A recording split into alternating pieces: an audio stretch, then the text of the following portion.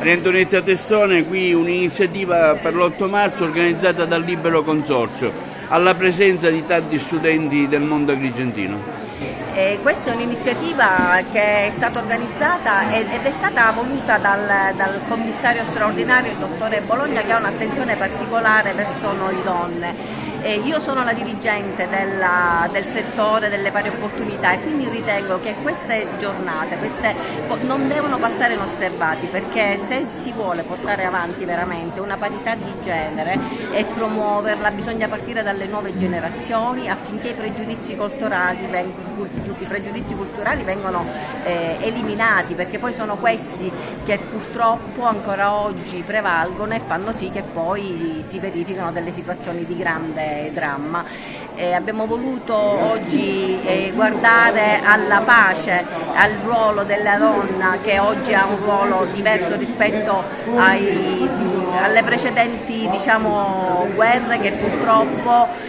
oggi viviamo, anche se fortunatamente indirettamente, però la donna manca sempre nei tavoli dove viene decisa la guerra e viene decisa anche la pace. C'è anche una mostra, abbiamo visto il taglio del nastro. Sì, le mostre sono due, sono la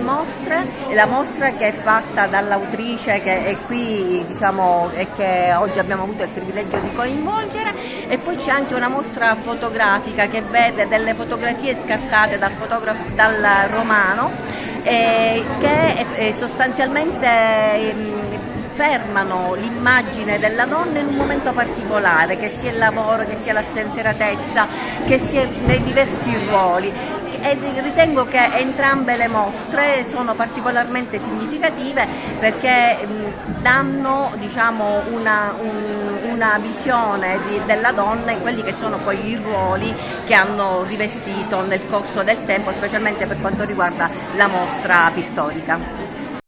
Milena Enrico presente a questa iniziativa della provincia sull'8 marzo? Sì, sono stata invitata dalla dottoressa Testoni e dal dottor Luigi Mula a presentare questa mostra che già Luigi conosceva, perché quando c'è stata l'inaugurazione anni fa al Circolo Empedocleo è stato uno dei relatori.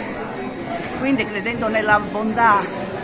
del progetto, oggi come giornata della donna, visto che rappresentiamo la donna in diverse sfaccettature, anche se la modella è unica, perché è la giornalista Maria Giuseppina Terrasi, crediamo di aver fatto un ottimo lavoro.